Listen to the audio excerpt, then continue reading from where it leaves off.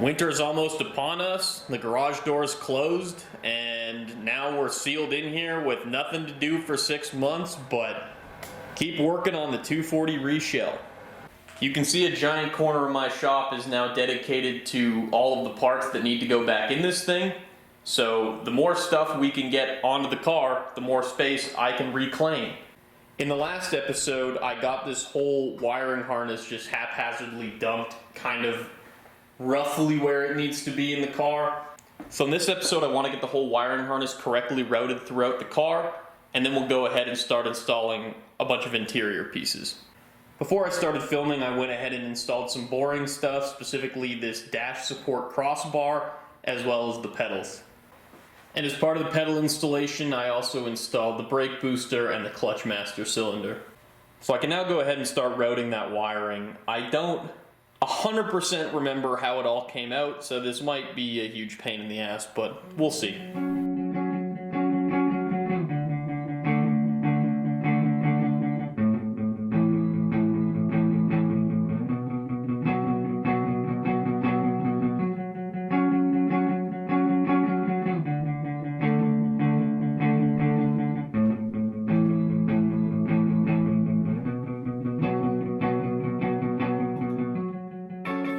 Alright, based on the before videos I took, I'm pretty sure I've got all this dash wiring in more or less the right place. And now I'm going to get started putting all the HVAC ducting and crap back in.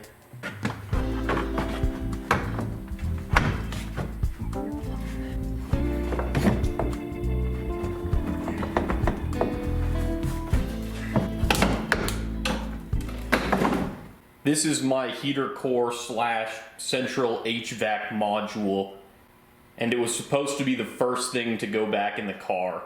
With the exception of like maybe the pistons, there are very few components on this car that are deeper entrenched than this module, and I really kind of fucked up by not putting it in first. Now what I have to do is pull out my blower fan and whatever the fuck this thing is, and hope that I'll be able to slide this unit in from the side. If I'm not able to do that, which I might not be able to, I will have to pull the dash bar out, which means basically undoing everything I've just done. I hope it doesn't come to that, but also, you know, it's a street car, I need HVAC controls. If I have to pull everything back out, I have to pull everything back out. Expensive lesson, I guess.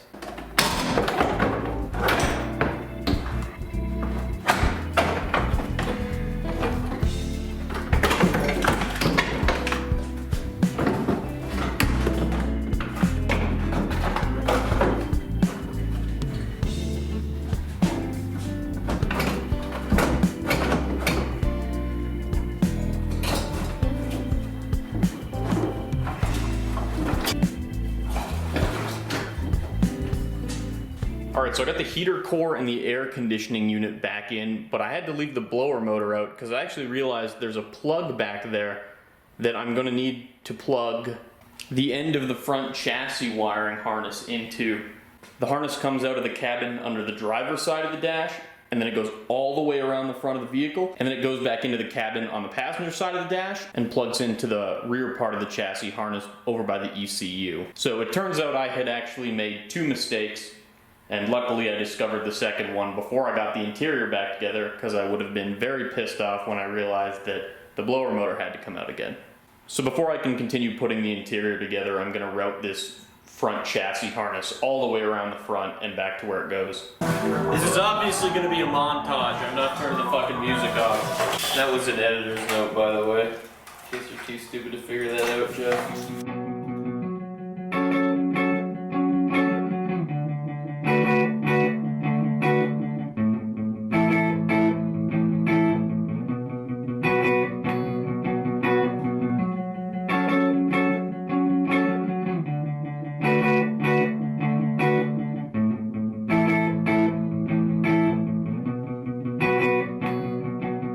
So I just spent some time messing with this control module here, trying to figure out how it fits into this space, and I couldn't really figure it out. And then I decided to look up what this thing even is, and it turns out it's the automatic transmission control module. And this car has not had an automatic transmission in it in years, so get rid of this shit. So the reason I just had to wrap that front chassis harness all the way around was so that I could get these two plugs where they need to be. This big one and this small one. Now since this big one turns out to be completely unnecessary in a manual transmission car, I'm left with one small plug here. Now I can put the blower fan back in and I'll be more or less where I was a week ago.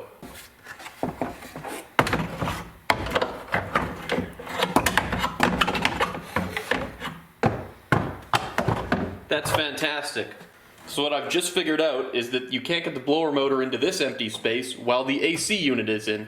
So what I have to do now is take the AC unit back out for the 11th goddamn time, then put the blower motor in, and then put the AC unit back in. And the fucked up thing is that this car doesn't have air conditioning.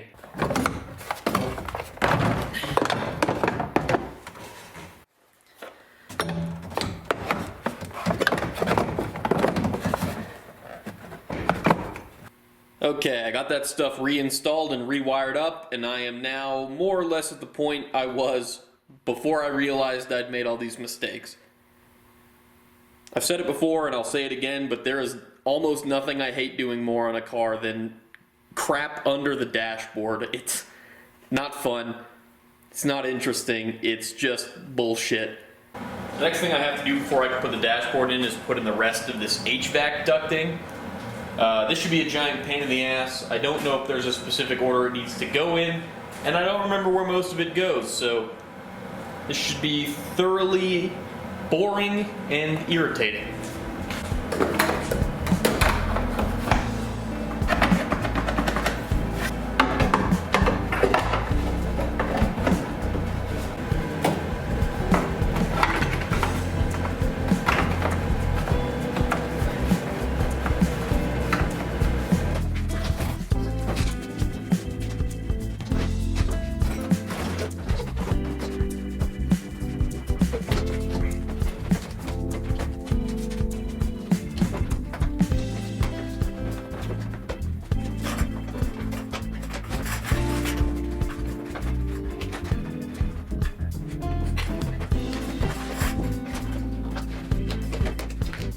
Alright, that was easy. You know, it's just carpet, no hassle at all.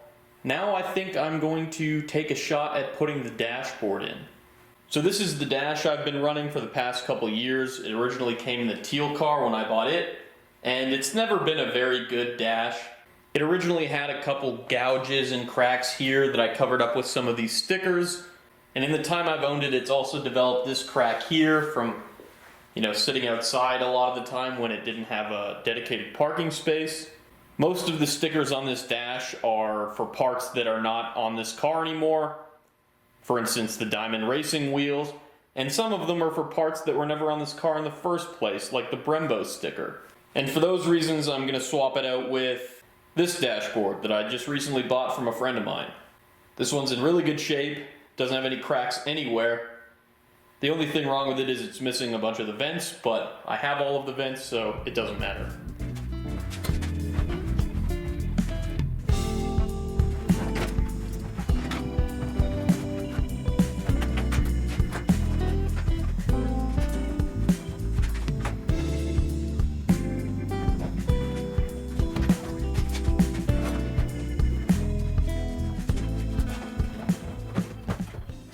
Alright, it's been a minute since I last worked on this car.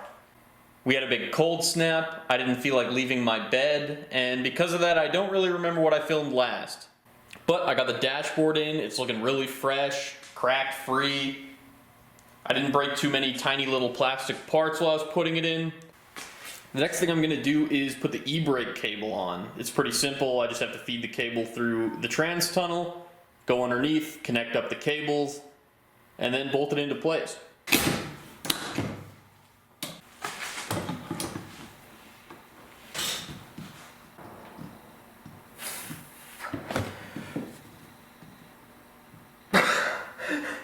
Jesus Christ.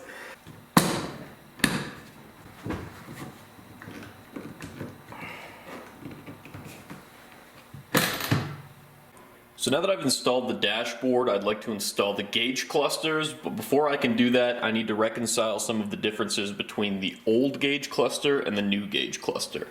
So this is the gauge cluster that came with the red car. It's got the correct odometer reading for the VIN number, so I do want to use this gauge cluster.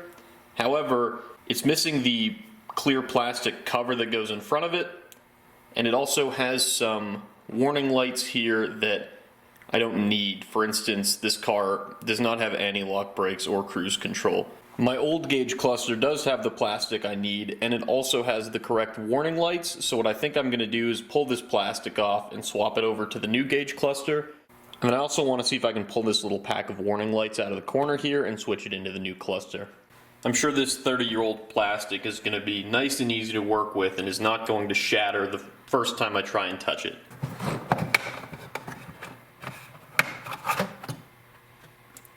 That was actually incredibly easy. The bezel is just a little bit harder to get off, but still nothing crazy. It actually looks like rather than switching out these warning lights, I might be able to just switch out the plate that goes around the warning lights.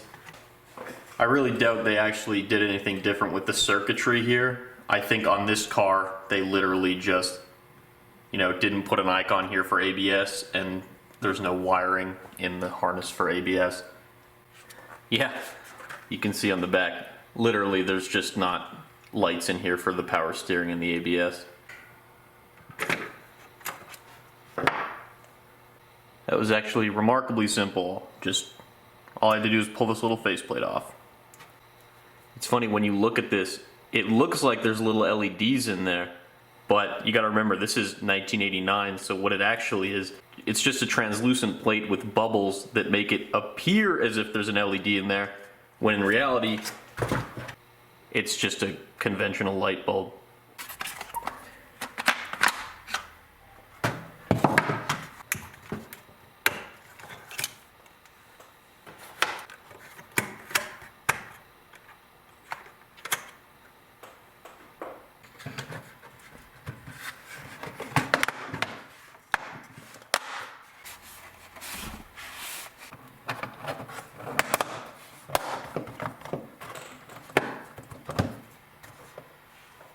There we go. One very good condition gauge cluster with all of the correct lights. Actually, one more thing. This may come as a shock to longtime viewers, but I actually do want a check engine light. Nice.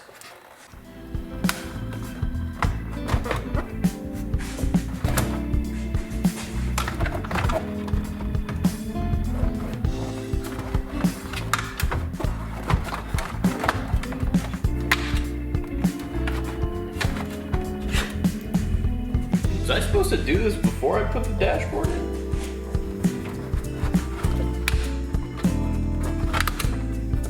Ah, there we go.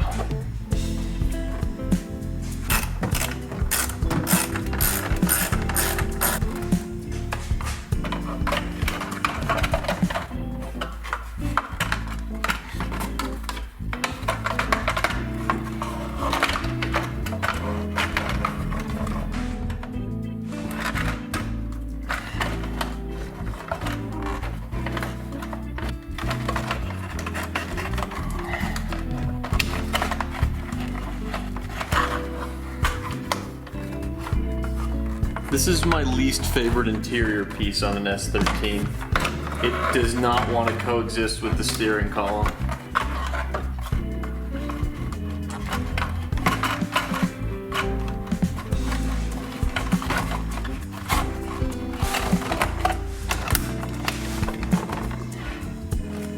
Fuck you.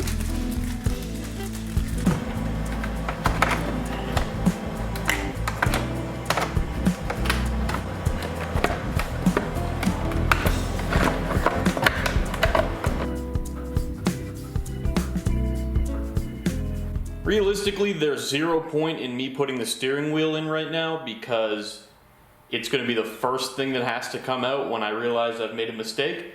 But I want to put it in, so I'm going to do it.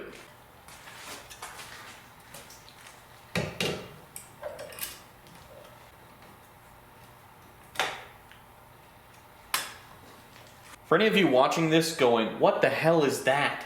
This is old reliable. It's been basically my main steering wheel ever since I initially put it in my hard body about 5 years ago. And it's a terrible steering wheel. It's cheap. I bought it from eBay. At this point, it is pretty horrifically out of style, but it's never been quite bad enough for me to bother replacing it, and at this point it's got sentimental value, so don't be surprised if this wheel sits in this car for 5 more years.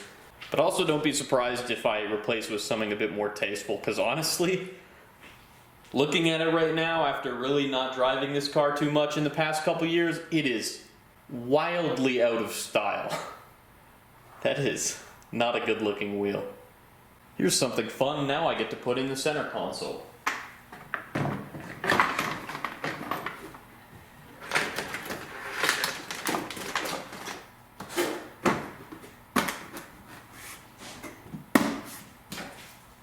Now, this is the pièce de résistance. Somehow, despite the incredibly difficult life this interior has lived, I still have the factory ashtray. How good is that? So I installed the HVAC controls, which was a bit of a pain in the ass, and then I looked at it and went, that doesn't seem quite right. And I realized why it doesn't seem quite right. This goes behind this mounting bracket, not in front of it.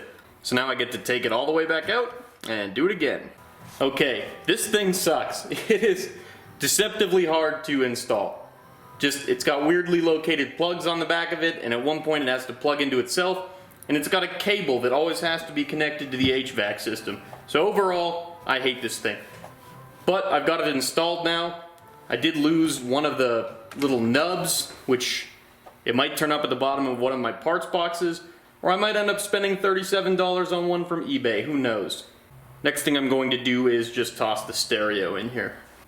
So I didn't even bother plugging in the stereo, I just kind of crammed it in there.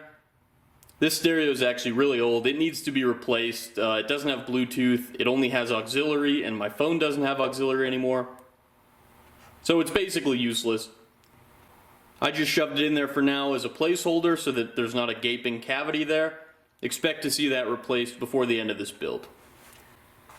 Now that this stuff is all in, I can install the shifter bezel.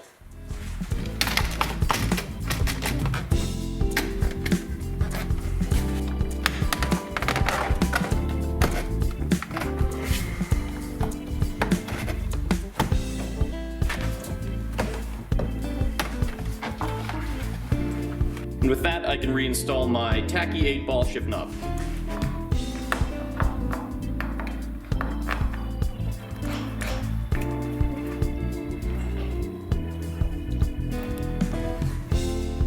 Okay, we're running really low on dashboard related things to install. The next thing I'm going to do is the glove box.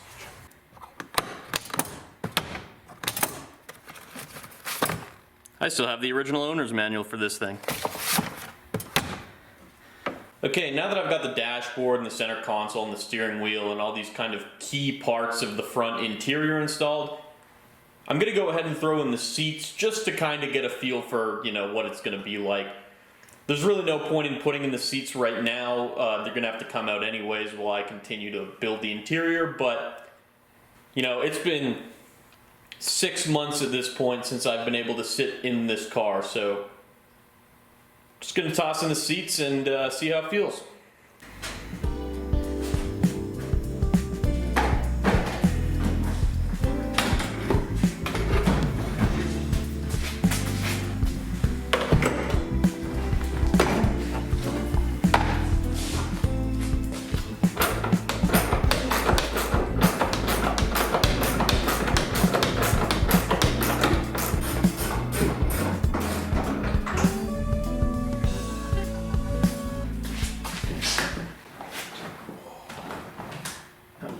Yeah. Oh man, it feels so good to be back here. A big reason I wanted to put the seats in and sit in here is just to get a feel for, I've changed the shell, but almost all of this interior stuff is the same from the teal car, so does it still feel like sitting in the teal car?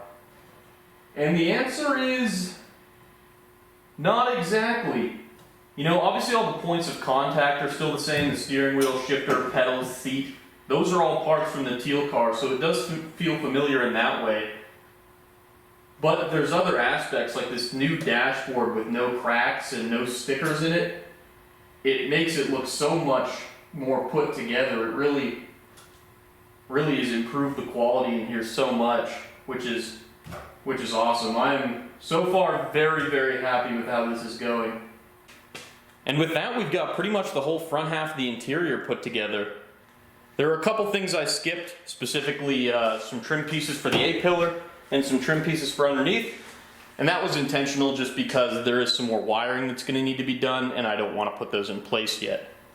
It's funny, I kind of have to stand back and get perspective because I've been focusing on this one small part of the car so much that it really does feel to me like the car is starting to become, you know, somewhat complete. And then when you take a step back and look at the car, it's not even in the same universe as complete. Like, this thing is maybe 5% done.